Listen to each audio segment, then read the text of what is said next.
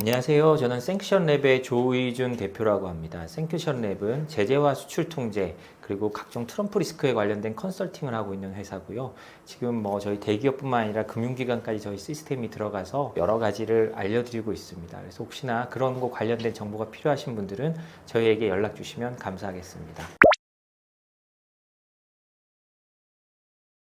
이번에 무역 전쟁이나 관세 전쟁을 보면 아시다시피요. 미국의 최우선 과제는 중국입니다. 중국을 어떻게 견제하느냐, 그 포위망에서 어떻게 하느냐에 따라서 동맹에 대한 처우도 달라질 겁니다. 그런데요, 한국은 그런 면에서 어찌 보면 중국과의 분쟁에 말려들 수 있는 지정학적으로 불행한 위치가 있게 되지만 어찌 보면 다른 쪽으로 우리가 그 미국의 국제 전략에 가장 적합한 지역이 될 수도 있는 겁니다.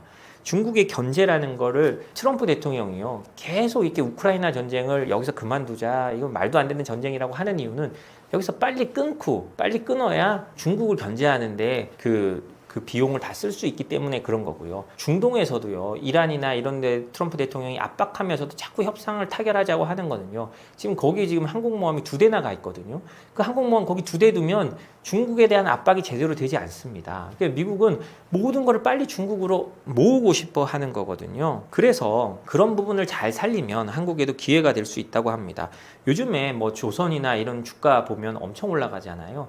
당연합니다. 미국에서 중국 견제하는데 가장 필요한 게 해양 패권인데요. 미국은요, 배를 못 만드는 나라입니다. 배를 못 만들고 전 세계 배의 0.01%가 미국산이라는 얘기도 있던데요. 그러면 미국을 대신해서 배를 만들어주고 군함을 수리해줄 나라가 필요한데요. 당연히 한국밖에 없습니다. 물론 일본도 있지만 한국만큼의 경쟁력을 갖고 있지 못하다는 건 우리 모두가 알고 있죠. 그렇기 때문에 중국 견제라는 측면에서 한국이 여전히 미국에는 중요한 패가 됩니다. 그리고 제가 늘 말하는 거지만 지정학적으로 지도만 펴놓고 봐도 왜 한국이 중요한지가 나옵니다. 우리는 주한미군을 둘 때 이론상으로는 북한을 견제하고 북한을 억제하기 위해서 주한미군을 두는 거지만 지도를 펴놓고 보시면 북한만을 위해서 주한미군이 있을 이유는 전혀 없습니다.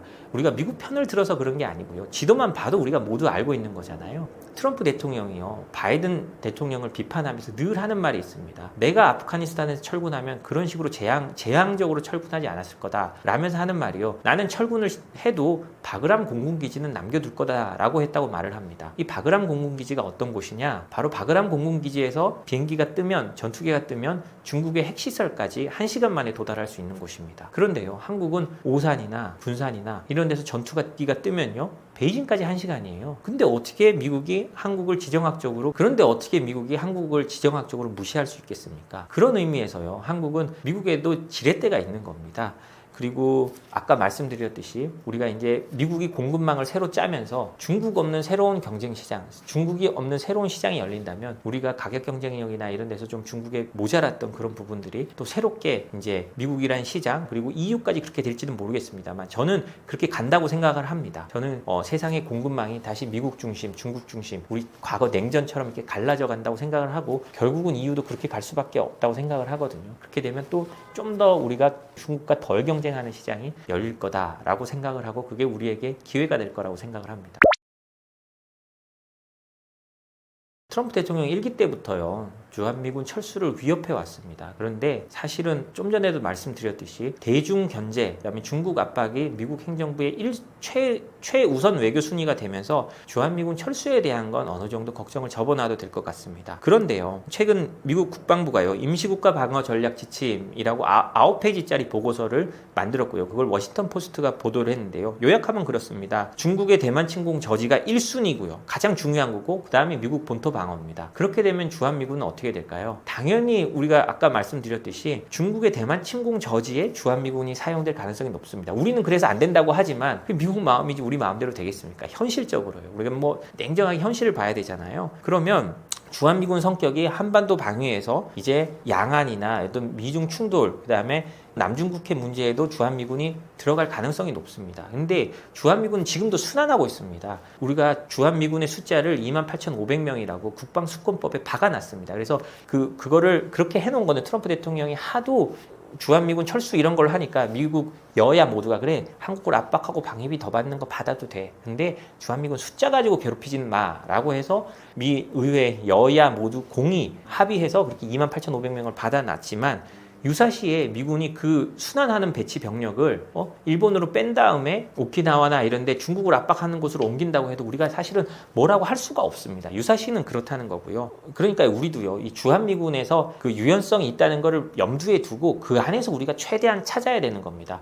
그러면 우리가 주한미군을 그렇게 뺐을 때 미국의 우리 안보를 위해서 더 얻어내야 될 게 뭐냐? 정말 우리가 뭐 핵무장을 하는 게 아니더라도요. 뭐 우리가 일각에서 말하는 것처럼 핵 공유라든지 핵을 뭐 한반도에 갖다 놓는다는 것다든지 뭐 아니면 그랬을 때 우리가 또 다른 뭐 미국이 최첨단 무기를 더 받아놓을 수 있는 뭐 어떤 것들이 있다든지 이런 식으로 우리의 주한미군이나 주한미군의 입지를 좀 강화하는 쪽으로 협상을 해야 할 필요는 있습니다.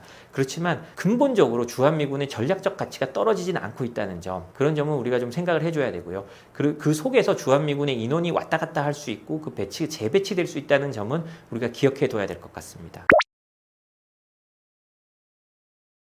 한미동맹은요, 이제 단순히 군사동맹뿐만이 아니라 경제적인 면에서 모든 면에서 상당히 얽히고 설켜 있습니다. 그리고 문화적인 면까지 굉장히 얽혀 있습니다. 특히 제가 종교에 대해서 말씀을 많이 드리는데요. 한미동맹이라는 이 문서 자체는요, 쌍방 중에 일방이 우리 이거 안 지킬래 하면 1년 후에 자동적으로 한미상호방위조약은 폐기되게 되어 있습니다. 굉장히 허술해요. 그리고 우리가 생각하는 만큼 이 조약 자체가 우리를 지켜주는 게 아니고요. 우리가 미국과 연결되어 있다는 동맹이란 가치, 서로 이 동맹을 소중하게 지켜나가는 과정에서 한미동맹이 강력하게 유지돼 가고 있는 겁니다. 그 속에서는 특히 종교적인 측면도 아주 큽니다. 우리가 뭐 기독교인인 분과 아닌 분도 있겠지만 현실적으로 미국 가보면 한인교회들이 굉장히 많고요.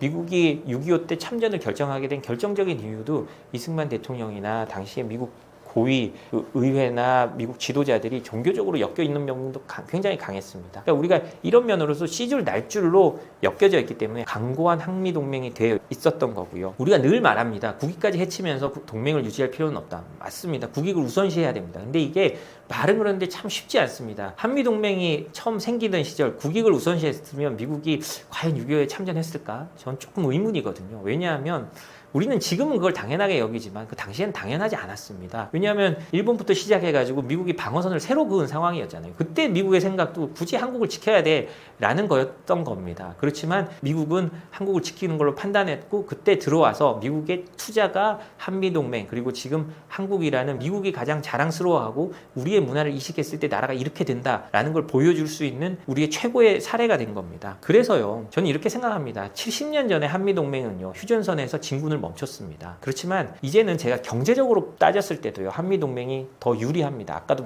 계속 말하고 있듯이 중국이 우리가 경제적으로도 모든 면의 경쟁자가 됐기 때문이에요. 그럼 이 한미동맹의 스코프를 늘려서요, 이 경제적 한미동맹 까지 가서 이제 미국은 이제 우주로 가잖아요. 그 우주로 갈 때 우리가 또 뭐를 더 해줄 수 있는지, 미국이 부족한 점에 우리가 어떤 점을 더 키웠을 때 이 경제적 동맹으로 가치를 유지할 수 있는지를 해서 우리 그런 면에서 우리 국익을 같이 해서 정말 우주까지 함께 가는 동맹이 돼야 된다라고 생각합니다. 이게 막 미국에 경도돼가지고 뭐 미국만을 우상시하는 게 아닌가라고 생각을 하실 수도 있는데요. 그런 비판을 하실 수 있지만 그런 게 아니고요. 현실적으로 우리가 같이 했을 때 이득을 가질 수 있는 나라가 현재로서 미국이란 뜻에서 계속 말씀을 드리는 겁니다. 그래서 우리가 이 한미동맹을 잘 지켜야 되는 이유는요, 우리가 그렇게 해야 안보, 경제적 이익을 다 챙길 수 있고요, 실리까지 국익, 실리, 안보 모든 걸 챙길 수 있다라고 이렇게 말씀을 드리는 겁니다. 사실 이거는요, 일본이 참 미국이 원하는 거를 너무나 잘 알고 있기 때문에 이런 말을 한 거죠. 미국 입장에서는요, 주일미군도 있고 주한미군도 있고 오키나와에도 또 뭐 당연히 미군이 있고 괌에도 있고 하지만 모든 거를 중국 압박으로 통합하려고 하는데요, 일본이 그걸 다 아니까 이렇게 말하는 겁니다. 아니, 그걸 뭘 계속 분리해놓고 정부를, 지금 한국하고 일본하고 다 분리되어 있는 상황이라고 보면 맞거든요. 그걸 뭘 그렇게 따로 생각하냐, 어차피 다 같이 할 건데. 그러면 이제 아예 묶어가지고 이걸 통합해서 하자라고 일본이 제안을 한 겁니다. 미국 입장에서는 아주 좋죠. 그리고 일본 입장에서도 좋습니다. 왜냐? 한국은 지금 한국의 독립된 정부로 돼 있기 때문에 주한미군 사령관은 사성 장군이고요. 주일미군의 뭐 사령관급인 사람은 삼성 장군입니다. 우리가 더 높아요. 그렇지만 이런 걸 통하면 일본이 이제 일본의 뜻대로 안보를 꾸려가면서 자신들의 안보, 그러니까 대중 압박이라는 일본의 생각에 미국도 맞춰가면서 더 큰 정부로 해서 이렇게 전체적으로 일본이 자신들의 안보 이익을 챙길 수 있게 가는 거죠. 한국 입장에서 이게 좋을 리는 없습니다. 좋을 리는 없지만 현실적으로 보면요, 이 정부를 어떻게 나누고 이런 문서적인 걸 떠나서 현실적으로는 이렇게 갈 수밖에 없다는 걸 우리 또 인정을 할 필요는 있습니다. 그렇게 했을 때 우리가 미국과 어떻게 협상을 할 거냐, 이 부분이 앞으로 미국이 계속 제기할 문제이기도 하잖아요. 우리가 이렇게 했을 때 가장 큰 문제는 중국과 미중 충돌에 한국이 끌려 들어갈 수 있다는 그런 건데요. 그렇게 했을 때 우리가 어떻게 해야 되는지, 아까 또 제가 말씀드린 적이 있지만 미국과 진짜 현실적으로 놓고 다음 정권이나 아니면 그 다음 정권에서도 이 문제를 논의해야 되는 겁니다. 우리가 지금 전작권 문제도 여기 걸려 있습니다. 미국은 자꾸 전작권을 한국이 주려고 하잖아요. 근데 한국에는 보수 정권에서는 그걸 받지 않겠다라고 해서 지금 전작권이 미국에 있는 건데요. 그 이유가 뭐냐? 한국의 전시작전권이 이렇게 오면 아까 말했듯이 원시어터로 가게 되면 한국 주한미군 사령관이 4스타에서 3스타로 내려갈 수 있는 거예요. 왜냐? 전쟁을 이제 한국에서 주도적으로 하니까 왜 우리가 꼭 여기 4스타를 보내야 돼? 미국이 생각할 수 있잖아요. 그렇게 되면 오히려 또 그렇게 된 게 중국과의 충돌이 있었을 때 주한미군이나 이런 게 더 약화되고 우리의 의지와 상관없이 미중 대결에 또 말려 들어가는 결과를 가질 수도 있습니다. 이게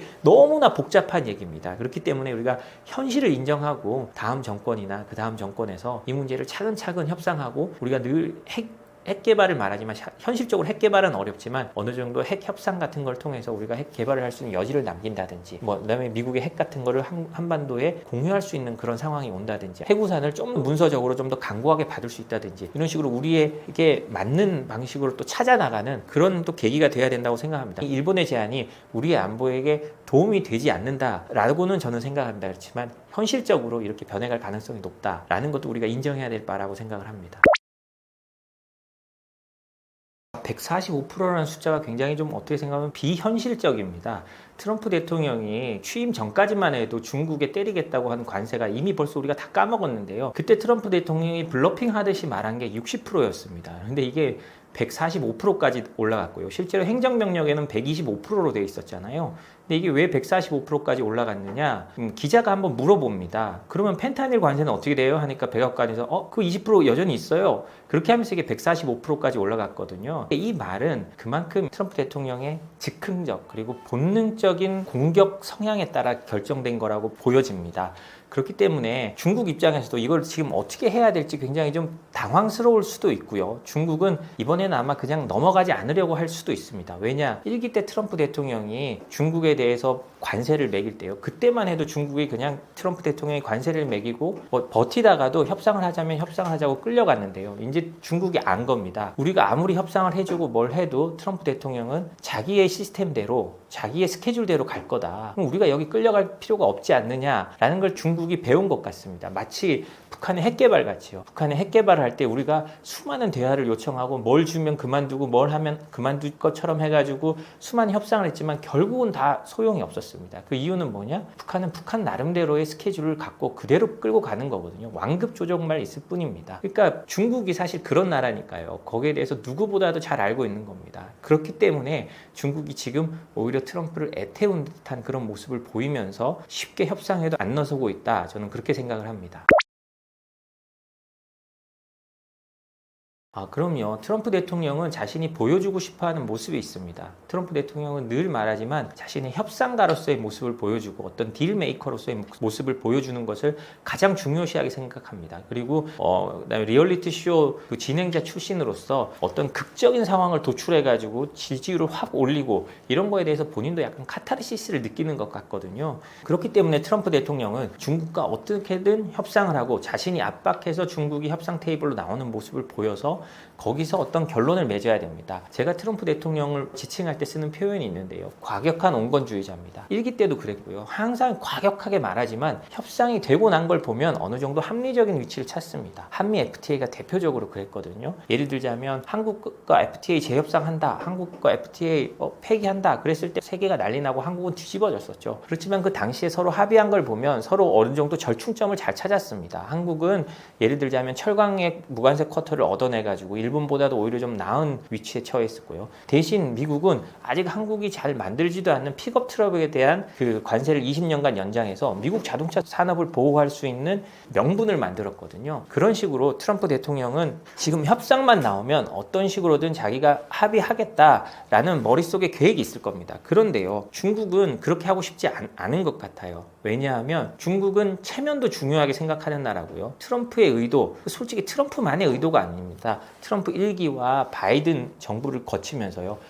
미국이 정말 우리를 패권 경쟁국으로 생각하고 우리를 가만두지 않겠다는 것을 뼈저리게 느꼈습니다. 왜냐? 트럼프 1기 때 있었던 그 제재나 관세가 바이든 때 단 하나도 해제되지 않았습니다. 그러면 트럼프 2기 때 만들어진 중국을 공격하고 혹은 중국에 대한 관세가 이게 정권이 바뀐다고 풀릴까요? 저는 그렇게 생각하지 않습니다. 쉽게 풀리지 않는다는 걸 중국도 알기 때문에 중국도 이참에 버티는 힘을 키우려고 할 겁니다. 그리고요, 제일 중요한 거는요, 여기서 잊지 말아야 될 게 협상력이 둘 중에 누구한테 있느냐는 겁니다. 물론 미국이 바잉 파워를 가지고 세계 초강대국이니까 힘이 있죠. 그렇지만 협상은 단순히 힘만으로 하는 게 아닙니다. 제가 북한의 아주 고위 탈북자를 만난 적이 있었는데요. 그분이 하는 말씀이 있습니다. 김정은이 세상에서 협상을 제일 잘한다. 왜냐? 김정은은 50년을 바라보고 협상 계획을 짭니다. 그런데요, 미국은 중간 선거가 있기 때문에 길어봐야 2년밖에 협상 계획을 못 짜요. 그럼 중국은 어떠냐? 김정은만큼은 아니지만 중국 공산당은 훨씬 더 긴 스코프를 보고 협상을 하고 밀당을 할 수 있는 겁니다. 그렇기 때문에 지금 트럼프 대통령은 빨리 협상을 하고 싶고, 어떻게 생각하면 최초 이 1년 안에 뭔가를 다 세상이 흔들리더라도, 주가가 많이 떨어지고 뭐 세상이 움직이더라도 1년 안에 빨리 하고 그 다음 중간 선거까지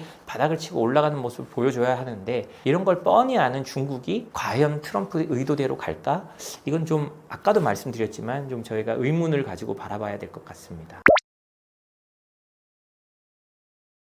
트럼프 대통령의 머릿속에 있는 건 국내 제조업 부활과 중산층을 두텁게 하는 겁니다. 이걸 가지고 러스트벨트에서 표를 모아서 당선이 됐고요. 그리고 레드넥이라고 부르는 미국의 중하층 백인들을 움직여서 대통령이 된 겁니다. 제가 그대로 된다는 게 아니고요. 트럼프 대통령의 머릿속에 있는 계획은 이런 겁니다. 미국을 다시 중산층 제조업 국가로 만들고, 이걸 통해서 안보나 이런 것도 다시 한번 재정비하겠다라는 게 트럼프의 생각입니다. 그래서 만약에 이 관세가 트럼프의 생각처럼 미국의 제조업을 부활시키고 미국의 서비스업으로 내몰렸던 중하층민들을 그 제조업에 종사하는 중산층 인구로 잘 변환시킬 경우에는 미국은 정말 궁극적으로 군살이 빠진 패권국이 될 수도 있는 겁니다. 우리가 실제로 그렇게 되긴 너무너무나 어렵습니다. 그걸 알고 있지만 트럼프의 계획은 그런 겁니다. 예를 들자면요, 방만한 재정, 더 이상 무역 적자를 보지 않겠다는 거잖아요. 미국의 그 방만한 재정 문제를 해결하고, 그 다음에 일자리 문제도 제조업이라는 탄탄한 중산층이 만들어지는 업종을 키워서 일자리 문제도 해결해 가는 겁니다. 만약에 이 모든 어려움들을 잘 극복하고 트럼프 대통령이 원하는 나라가 된다면 미국은 정말 새로운 모습의 패권국, 그리고 과거 2차 대전 이후에 제조업이나 모든 게에서 역동적으로 움직이던 나라, 지금 다음에 생기는 패권국은 우리가 생각하는 과거의 그 제조업이랑은 분명히 다르겠죠. AI와 로봇과 이런 게 어우러지는 새로운 제조업 대국을 말하는 겁니다. 그런 나라가 돼서 궁극적으로는 군살이 빠진, 그리고 그 부채를 상당히 낮출 수 있고 건강한 패권국을 만들겠다라는 것이 트럼프의 의도라고 저는 생각을 합니다. 솔직히 저는 이 전쟁의 승리자는 모르겠습니다. 전투의 승리자는 알겠지만 전쟁의 최종 승리자는 잘 모르겠습니다. 전투는요, 당연히 미국이 이깁니다. 저는 이게 잘못하면, 아까 제가 좀 전에 말씀드린 거는 미국이 가장 잘 됐을 때 군살 빠진 패권국이 된다고 했는데, 이게 최악의 시나리오로 가면요, 경제적 베트남전도 될 수 있는 겁니다. 예를 들자면 미국은 당연히 바잉 파워가 있고 기술로도 중국에 당연히 앞섭니다. 그러면 이렇게 맞붙으면 트럼프 대통령의 말대로 우리가 바잉 파워가 있고 모든 게 있고 우리가 힘이 있는데 우리 룰대로 돼야지 라고 해서 맞붙지만 쉽지가 않습니다. 우리 다시 베트남전으로 한번 돌아가 봅시다. 베트남전에서 미군 전사자 수는 5만 8천 명입니다. 근데 북베트남군, 베트콩의 전사자 수는 110만 명입니다. 무려 거의 20배 넘게 전사자가 더 많았지만 베트남전 누가 이겼습니까? 미국이 이겼다고 말할 수가 없습니다. 사실상 베트남이 이겼잖아요. 희생은 중국이 더 클 수가 있습니다. 그거는 두말할 나위가 없는데요. 이 전쟁의 최종 승리자가 미국이 될 거다. 이거는 지켜봐야 되는 겁니다. 그리고 지금 미국이 여러모로 유리한 데 있는 건 사실이고요. 저는 미국이 유리한 점에 있다는 것 자체를 부정하지는 않습니다. 당연하죠. 당연하고, 그러면 여기서 중요한 건 우리가 이 관세 전쟁에서 어떻게 해야 되느냐라는 문제가 있는데요. 이제 미국이 이런 관세 전쟁을 통해서 어떤 공급망을 분리하려고 하는 거잖아요. 그랬을 때 우리는 나중에 최종 승리가 누가 될지는 모르겠지만 미국의 편에 서는 게 우리에게 경제적으로나 안보적으로 모두게 유리하다라는 건 제가 확실히 말씀드릴 수 있습니다. 왜냐? 우리가 모두 알다시피 우리의 경쟁 상대는 중국입니다. 우리가 밥 벌어먹고 사는 모든 제조업 수출, 한국이 그냥 제조업 대국으로 밥 벌어먹고 사는데요. 조선, 선박, 자동차, 이젠 반도체까지 모두 중국이 우리의 최대 경쟁자입니다. 일본도 아니고 독일도 아니에요. 그러면 미국이 이런 식으로 해서 새로운 공급망을 만들어 간다면, 중국 없는 세상 쪽에 우리가 선다면 우리에게는 경제적으로나 안보적으로 좀 더 유리한 상황이 진행되는 건 맞다고 생각합니다. 물론 그 질문처럼 최종 승리자가 누구다라는 건 알 수가 없지만, 어찌됐든 우리가 우리의 이익을 지키는 대로 움직여야 한다면 우리는 미국의 공급망 안에 들어가는 게 좋고, 그러면서도 지리적 위치나 이런 게 중국과 가깝기 때문에 그 안에서 중국과 최대한 교류할 수 있는 위치를 찾아가는 것이 대한민국의 번영을 위해서는 더 좋다고 생각을 합니다. 미국이 한국 대선은 당연히 관심을 가질 겁니다. 그리고 미국의 이익, 그리고 미국의 세계 전략에 맞춘 거를 가장 해줄 수 있는 사람을 당연히 원하겠죠. 그런데요, 미국도 그렇고 한국도 그렇고 저는 그렇게 생각합니다. 사실 미국이요, 한국 대통령들 늘 좋아한 게 아닙니다. 싫어하기도 하고, 그렇기 때문에 뭐 한국에 정말 필수적인 군사 정보를 안 넘겨준 적도 있었습니다. 그런 경우가 있지만, 그럼에도 불구하고 그 부분에 대해서 큰 걱정을 안 해도 된다고 저는 생각을 하는 게, 한미동맹이란 건 70년 전에 생겨가지고요, 아주 오랫동안 잘 갖고 온 동맹입니다. 물론 뭐 우리가 아주 가장 모범적인 동맹이다 라고까지는 말을 못하겠지만요, 어쨌든 우리는 서로 피를 나누면서 이끌어온 동맹이고, 6.25, 그 다음에 베트남, 이라크, 아프가니스탄, 미국이 가는 웬만한 모든 전쟁에 참여한 나라는 영국 빼놓고는 거의 한국 밖에 없습니다. 베트남전은 그리고 우리만 갔잖아요. 그런 것 때문에 어떤 대통령이 바뀌고 대통령의 성향 때문에 한미동맹 자체가 흔들리는 일은 저는 없을 거라고 봅니다. 그러면 뭐 정치는 모르고 너무 국내만, 트럼프 대통령도 국내만 보듯이 한국도 국내만 보는 대통령이 된다면 사실 충돌이 있을 수는 있겠죠. 그렇지만 그렇게 쉽게 흔들리진 않을 거다라고 말씀드리고 싶습니다. 그럼요. 지금 현대차나 폭스바겐 이런 차들이 뭐 다음 달 정도까지는 가격을 안 올린다고 하는데, 지금 자동차 관세 25%가 발효됐잖아요. 이거 언제까지 안 올릴 수 있을까요? 지금 뭐 1분기 같은 경우에는 미국의 소비가 괜찮았습니다. 왜냐? 그 관세가 발효되기 전에 빨리 들어와야 되니까요. 그리고 빨리 사들여야 되고 하고 하니까 괜찮았는데, 주식시장은 그대로 내렸습니다. 왜냐하면 괜찮으면 주식시장도 올라야 되는데 주식시장은 뭐 그대로 원웨이 하방으로 내려갔잖아요. 이유가 뭐냐? 앞으로 덮칠 공포가 너무나 큰 거예요.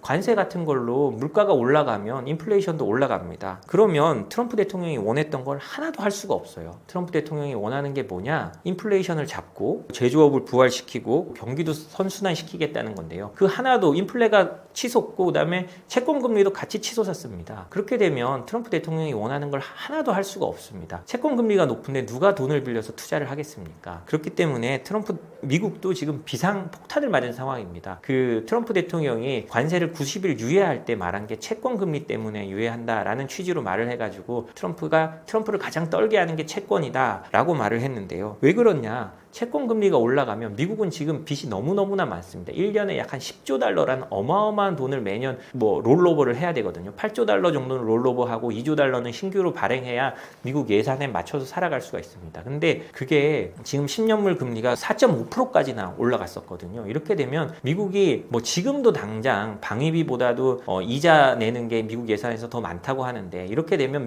미국의 빚이 통제불능 상황으로 올라갈 수 있습니다. 그러니까 트럼프 대통령이 지금 여론조사도 흔들리는 거고요. 취임보다 14% 더 떨어졌다는 여론조사가 나오는 거고요. 그리고 이제 90일 유예했지만 중국에 대한 관세는 그대로 유지됐잖아요. 145% 올라간 게 그대로 유지됐는데, 문제가 뭐냐? 월마트 같은 곳에 들어오는 상품의 60%가 중국에서 왔다는 겁니다. 월마트는 뭐 미국에 가보신 분들은 알겠지만 미국의 저소득층들이 주로 사용하는 마트입니다. 그렇기 때문에 이제 어느 날 갑자기, 지금은 재고 물건이 있기 때문에 과거 가격표를 붙여놓겠지만, 이제 좀 지나면 아무리 미국의 월마트라고 해도 다른 데서 소싱을 아무리 빨리 해와도 그걸 채워 넣을 수가 없어요. 이제 올라간 택이 붙은 날이 고고도입니다. 뭐 그 기사에 따라서 다른데 3개월, 1개월, 뭐 6개월도 된다라는 데가 있는데요. 그 택이 새롭게 붙기 시작하면 미국에선 난리가 날 겁니다. 그리고 트럼프 대통령을 지지했던 저소득 서비스업 백인들에게 그 타격이 집중적으로 가해지게 되거든요. 그렇게 됐을 때 뭐 트럼프 관세 전쟁에 대한 본격적인 평가가 일어날 겁니다. 그리고 그때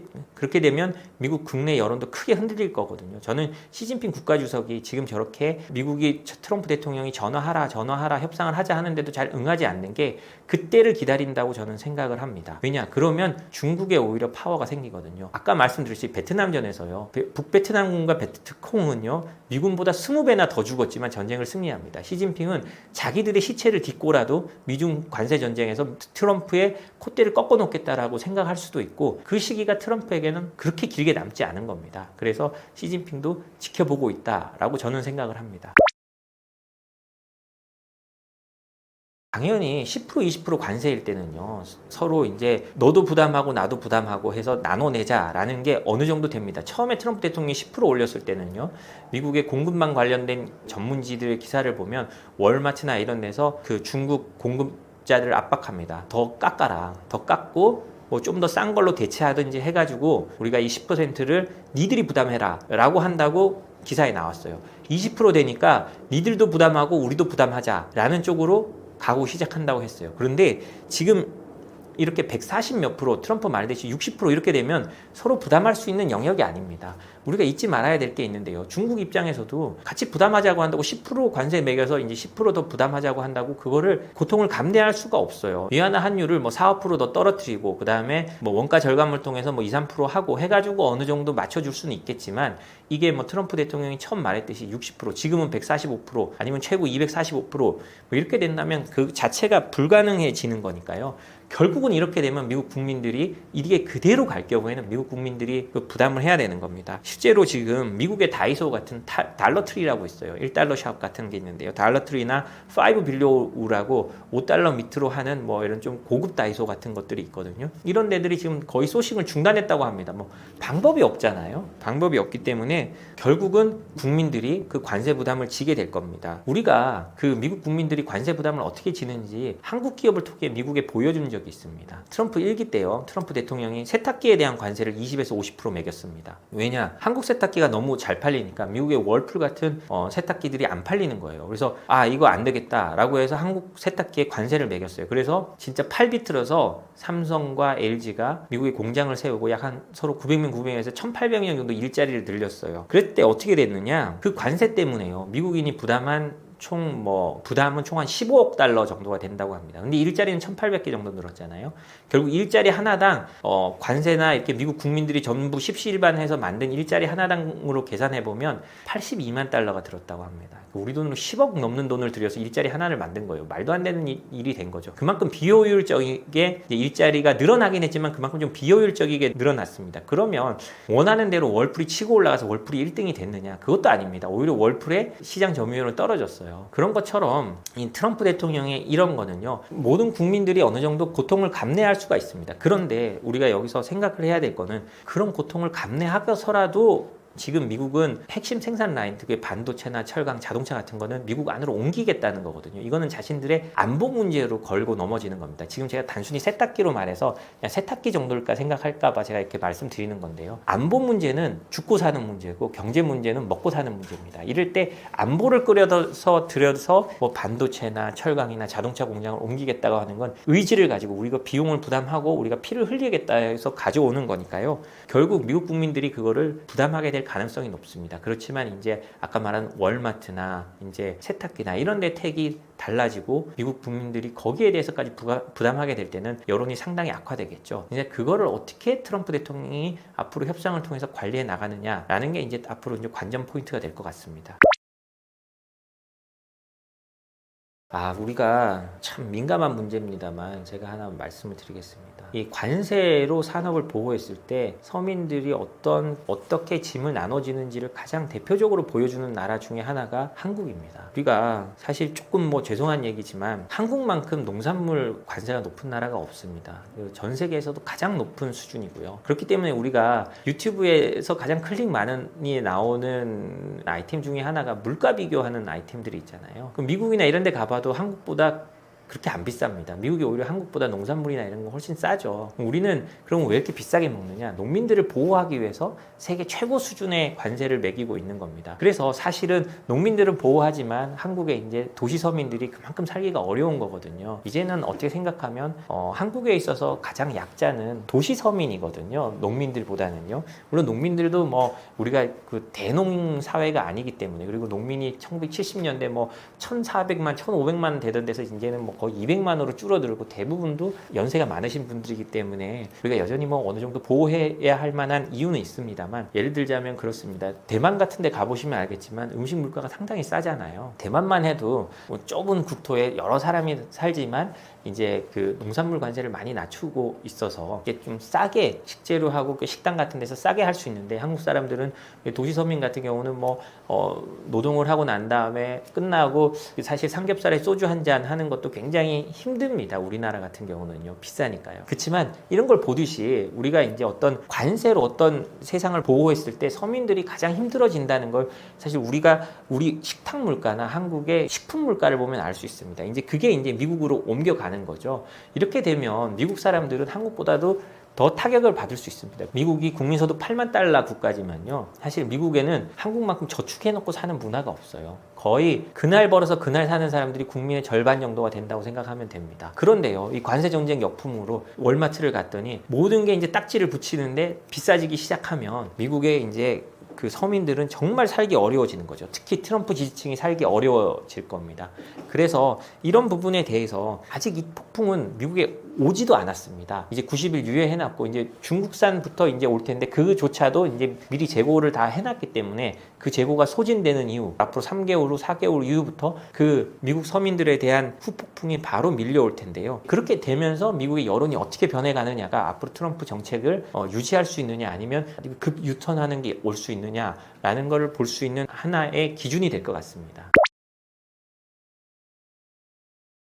사실 수치적으로 미국의 소매 판매나 경기는 아직까지 나쁘진 않습니다. 근데 앞으로 어떻게 될지 몰라서 그런 건데요. 그렇지만 여러 상황에서 미국의 소매 업체나 이런 게 좀 어려워지고 있다라는 건 보입니다. 예를 들자면요, 메이시스 같은 경우는 2025년 말까지 65개 매장을 폐장할 거라고 했는데요. 물론 이거의 가장 큰 거는 쇼핑 같은, 그러니까 메이시스 백화점이 아니라 쇼핑이 이제 다 온라인으로 가기 때문에 구조조정을 하는 겁니다. 그렇지만 이제 어떤 소비의 변곡점에 와 있으니까 이런 데들이 이제 선제적으로 움직이고 있는 거거든요.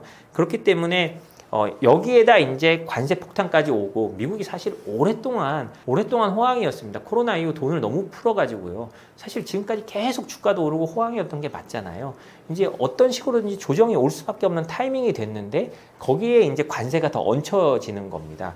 그렇기 때문에 이런 미국의 소비나 이런 게 더 급격하게 떨어질 수 있고 침체로 갈 수 있다는 우려가 계속 나오는 거고, 골드만삭스 이런 데서 침체 우려가 60%까지 올라갔다라고 하는 겁니다. 사실 이렇게 경제가 한번 침체로 틀기 시작하면요, 아무리 트럼프라도 제대로 살리기가 쉽지 않습니다. 만약에 대통령이나 연준에서 원하는 대로 경기가 모두 돌아갔다고 하면 지금까지 침체가 없어야 되고 주가 지수는 늘 올라야 됐죠. 근데 실제로 그렇진 않잖아요. 미국 대통령이 아무리 주가를 올리고 싶어 한다고 해도 못 올려서 재선에 실패한 대통령도 많습니다. 그렇기 때문에 미국 현지 상황이 어떻게 될지, 그리고 타이밍도 그동안 미국이 방만하게 돈을 써왔는데, 뭐 바이든 때부터 시작해서 연 한 1조 4천억 달러, 뭐 2조 달러 가까운 적자를 보고, 어마어마한 적자를 보면서 운영을 해왔으니까요. 이 방만한 걸 어떻게든 줄여야 될 상황도 맞고요. 그렇기 때문에 이런 변곡점에서 관세가 또 한 번의 충격을 더 주면서 미국이 이제 정말 침체로 가는지 안 가는지가 앞으로 미국 경제뿐만 아니라 세계 경제, 그리고 미국 정치, 이 관세 전쟁의 운명도 결정할 수 있다고 생각을 합니다. 사실 이거는 한국의 상황 때문에 탄핵 여론이 들끓고 있다고 느껴지고, 뭐 사실 미국에서도 탄핵하겠다는 얘기가 뭐 트럼프 취임하자마자 한번 나오긴 했습니다. 트럼프 대통령이 이스라엘의 가자 지구를 무슨 국유화한다고 했을 때 한 하원 의원이 와, 저런 미친 소리를 하느냐, 그래서 탄핵해야 된다, 이렇게 말을 한 적이 있는데요. 사실 한국 같으면요, 트럼프 대통령 이미 탄핵 여러 번 당했습니다. 생각해 보십시오. 최근에 주식 사라 라고 자신의 그 소셜이죠. 트루스 소셜에 그냥 글을 올리면서 DJT라고 자기 회사의 그 티커, 주식 티커를 올리는 사람이고요. 그리고 암호화폐 규제 푼다고 하면서 자기 집안이 온통 암호화폐를 만들고 자기 이름의 민코인, 부인 이름의 민코인까지 만들다 보니 사실 한국 같으면 트럼프 대통령은 뭐 탄핵 여러 번 당해야 됩니다. 그런데요, 실제로 미국에서는 트럼프 대통령을 탄핵해야 된다라는 소리까지 나오려면 아직 멀고 멀었습니다. 한국은 뭐 워낙에 대통령을 탄핵한 게 벌써 이 짧은 대통령제에도 벌써 2번이나 나오다 보니까 이런 얘기가 있는데, 현실적으로는 트럼프 대통령에 대한 탄핵 여론은요, 제가 이렇게 말씀을 드리지만 우리 한국에서 생각해서 그렇기 때문에 그렇지 탄핵이 될 가능성은 뭐 거의 없습니다. 단언컨대 없다고 현재적으로는 말씀드릴 수 있을 것 같습니다. 사실 지금 트럼프 대통령에 대해서 미국에서 좋아할 만한 사람이 별로 없습니다. 이미 트럼프 대통령 되자마자 S&P 500 지수가 한 그 20% 정도 떨어져 가지고 조정 국면에 잠시지만 들어갔다 다시 올라왔잖아요. 그런 것처럼 이런 관세 전쟁을 일으키니까 주가가 난리가 납니다. 근데 미국 사람들의 노후는 뭐냐? 모두 주식에 들어가 있습니다. 401k라고 해가지고요. 미국 사람들의 노후는 사실상 주가 지수에 맞춰져 있다고 해도 과언이 아닌데요. 트럼프 대통령이 계속 이렇게 가다 보면 경기 침체가 올 수도 있고 어떻게 될 수도 있기 때문에 불안해하잖아요. 지지층마저 불안해합니다. 그러다 보니까 최근 지지율이 한 42%로 취임 이후에 한 14% 정도 떨어졌더라고요. 아마 드라마틱하게 떨어졌는데요. 그렇기 때문에 트럼프 대통령에 대한 이 반대 여론은 미국 내에서 들끓을 수밖에 없습니다. 그런데요, 트럼프 대통령 1기 때도 트럼프 대통령은 그때 미중 무역 전쟁을 하면서 주가 지수가 한 20% 정도 떨어졌다가 다시 올라갔거든요. 트럼프 대통령의 머릿속에 있을 겁니다. 하려면 첫 1년 안에 모든 걸 해야 된다. 내가 하고 싶은 걸 할 수 있는 기간은 이때뿐이다 라는 게 트럼프 대통령 속의 머리에 있고요. 이거는 어떻게 생각하면 미국이나 한국이나 당연합니다. 대통령이 가장 힘이 셀 때 1년, 그리고 미국은 중간 선거가 있기 때문에 그 중간 선거 전에 뭐든지 해내야 되는 겁니다. 그리고 그걸 가지고 중간 선거에 판별을 받는데, 중간 선거에서 사실은 승리를 거둔 집권 여당은 미국에서도 거의 없어요. 한국도 마찬가지잖아요. 여당이 있으면 다음 그 중간에 치러지는 총선이 있다면 그 대통령 선거 직후가 아니라면 그 총선에서 여당이 이기기가 힘듭니다. 그렇기 때문에 그런 거랑 마찬가지로요, 트럼프 대통령도 취임 1년 안에 모든 걸 해결하려고 하고, 그래서 더 과격하게 나가는 걸 겁니다. 그런데 트럼프 대통령은요, 아까 말씀드렸듯이 리얼리티 쇼 출신, 쇼 진행자 출신이고 여론에 누구보다도 민감한 사람입니다. 이게 그냥 민감한 게 아니고요, 정말 여론만 보고, 국내 여론만 보고 정치하는 사람이라고 생각하면 됩니다. 처음 1년은 이렇게 지나지만 시간이 지나면 트럼프 대통령은 합의점을 찾고 시장을 다시 밀어 올리기 위해서 노력할 수밖에 없습니다. 그래서 제가 늘 말하는 게 과격한 온건주의자라고 말하는 거거든요. 말은 과격하게 하지만 실제로 행동은 그렇게 과격하지 않고 어느 정도 접점을 찾습니다. 트럼프 대통령이 늘 말하지만 불법 체류자들 내보낸다, 뭐 이민 단속 강화한다 라고 하지만 통계를 보면요, 트럼프 대통령이 오바마 때보다도 불법 체류자 덜 잡았다는 통계가 있을 정도입니다. 그러니까 말은 그렇게 해서 실제로 국경을 넘는, 그리고 국경을 잘 닫아놔서 국경을 넘는 불법 체류자는 줄어들었지만 실제로 이렇게 강제로 밀어서 내보내는 사람 숫자는 오히려 오바마 때보다 적었다는 통계가 있거든요. 근데 그 내보낼 때 워낙 시끄럽게 해가지고 내보내고 그 인권 침해 논란이 나고 하니까 문제가 됐던 거고요. 그런 것처럼 트럼프 대통령은 여론과 주가 지수를 늘 봅니다. 지금 이렇게 떨어져 있고 하지만 어느 순간 트럼프 대통령이 이제 내가 할 만큼 했고 다른 이슈로 넘어가야지 라고 하는 때가 저는 분명히 올 거라고 생각합니다. 그때가 오면 또 다시 시장에 요동치고 다시 올라가든가 아니면 또 어떤 길을 다시 찾아낼 거라고 저는 생각을 합니다. 제가 아까 말씀드렸듯이요, 중국을 견제한다는 거에 대해서는 미국의 총의가 모아져 있는 겁니다. 각종 여론조사, 퓨 리서치 센터나 이런 각종 여론조사를 보면 중국을 아주 싫어한다거나 아니면 비호감이라는 비율이 미국에서 약간 80% 정도가 됩니다. 이거는 한 나라의 총의가 모여졌다는 거기 때문에 정권과 상관없이 이렇게 가게 되어 있습니다. 말씀드렸듯이 트럼프 1기 때 중국에 대해 그 수많은 관세를 부과하고 미중 무역 전쟁을 시작했을 때 바이든으로 바뀌었잖아요. 그때 중국에 대해서 풀어줄 줄 알았습니다. 그러나 바이든 대통령 절대 풀어주지 않았습니다. 트럼프 대통령이 화웨이 그리고 ZTE 이런 데 제재했던 것도 거의 유지했고요. 오히려 중국의 반도체 굴기를 막기 위해서 중국 반도체 회사들에 대한 제재를 바이든 때 더욱 강화했습니다. 그리고 이번에 뭐 H20 같은 뭐 엔비디아의 좀 저사양 GPU까지 중국에 팔지 못하도록 미국이 했잖아요. 중국은 알고 있는 겁니다. 정권의 문제가 아니라 이거는 미국이 마음을 고쳐먹었고 미국이 우리를 죽이려 한다라는 걸 중국이 알고 있고 미국이 정권에 상관없이 자신을 죽이려 한다는 걸 중국이 알고 있습니다. 물론 트럼프 대통령이 지금 145%, 지금 최근에 백악관에서 발표한 거는 뭐 245%라는 관세 수치까지 중국에 대해 나왔는데요. 그런 걸 보면 이 정도의 말도 안 되는 수치는 낮아질 수 있다고 생각합니다. 예를 들자면 트럼프 대통령이 처음 말했던 한 60% 정도의 관세 혹은 그보다 좀 낮은 정도로 어떤 협상을 통해서 협상의 여지가 있다고 생각을 하는데요. 이게 어느 정도 협상을 한 대로 정해지고 나면 다음 정권에도 그대로 연결될 겁니다. 바이든이 그랬듯이 민주당이 된다고 해서 이걸 바뀔 리가 없습니다. 왜냐? 지금 미중 패권 대결은요, 단순히 10년, 5년짜리 문제가 아니고 50년, 100년짜리 문제이기 때문에 미국도 그걸 알고 있거든요. 이게 마코 루비오 국무장관이 자기 청문회 때 한 얘기입니다. 미중 패권 대결은 우리 21세기를 규정할 대결이라고 그런 식으로 말을 했거든요. 그렇기 때문에 트럼프 임기 끝난다고 해서 이 관세 정책이 드라마틱하게 좋아질 것, 특히 중국에 대한 관세 정책이 드라마틱하게 좋아질 거라고는 생각이 들지 않습니다.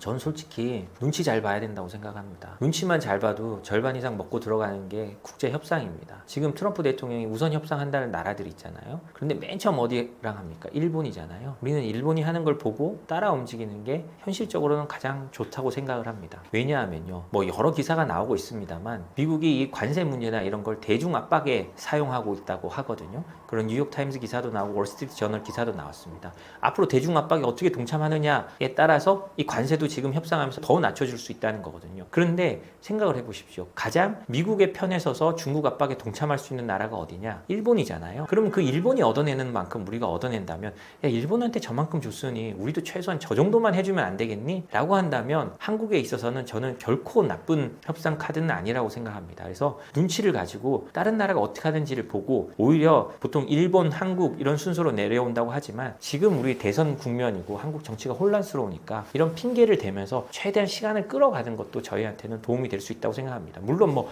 무한정 끌 수 없겠죠. 90일 안에 한다고 했으니까 그 안에 하고, 근데 제 생각에는요 90일 한다 그래서 한 번 더 늘릴 가능성도 있습니다. 트럼프 대통령 뭐 말 바꾸는 거는 뭐 너무나 쉽고요.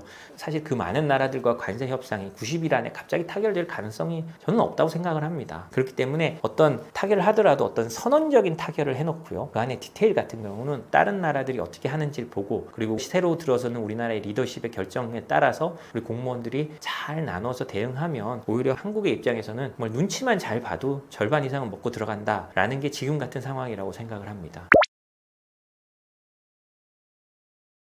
지금을요 단순히 트럼프 소나기를 피하고 이런 걸로 생각하면 안 됩니다. 지금은 대전환기라고 생각하는 게 맞다고 생각을 합니다. 헨리 키신저 전 국무장관이 돌아가시 전에 트럼프에 대해서 말을 할 때요, 역사의 변곡점에 들어선 대통령이라고 했거든요. 그만큼 지금 역사의 변곡점이란 겁니다. 2차 대전 이후 만들어진 국제질서, 미국이 만든 국제질서지만 그 국제질서를 미국 스스로 필요에 의해 바꿔야 될 때가 된 겁니다. 근데 이럴 때 우리가 눈치를 보면서, 근데 이럴 때 우리가 막 평화시처럼 눈치를 보면서 아 여기 들어갈까 저기 들어갈까 이러다 보면 오히려 양쪽 모두에게 배척당할 수가 있습니다. 물론 그렇게 해서 모든 분야에서 이익을 끌어내면 가장 좋겠죠. 근데 현실적으로는 그렇지 않습니다. 냉전 말기에 제가 여기서도 저번에 말씀드렸던 것 같은데 일본 도시바 공작기계 사건 같은 걸 보면 양쪽 모두에서 이익을 얻으려 했던 어설픈 시도가 어떤 결과를 가져오는지를 보이는데요. 1987년에 일본 도시바가 몰래 공작기계를 소련으로 수출합니다. 그때 소련은요 잠수함에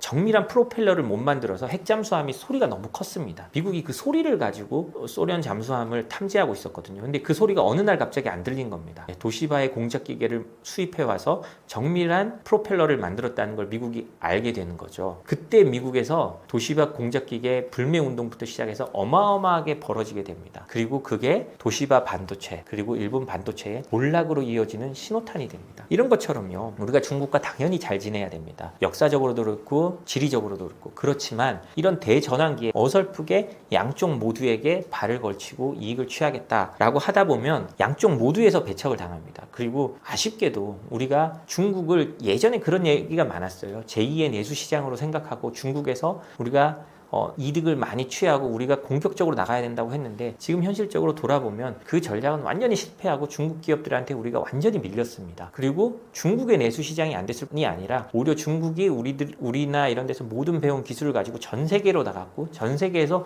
우리가 경쟁하고 있는 상황이잖아요. 그렇기 때문에 경제적으로나 안보적으로나 그 어떤 면을 보더라도 우리의 선택은 이 과정에서는 명확해야 됩니다. 그러면서도 중국과는 당연히 열어두고 우리가 잘 지내야겠죠. 이 상황에서 우리가 진짜 명확하게 머리에 넣고 있어야 되는 건 지금은 대전환기다. 그래서 이 전환기에 살아남는 방식으로 해야지 평화 시기의 원칙을 가지고 우리가 해서는 안 된다라는 거를 꼭 염두에 둬야 될 것 같습니다.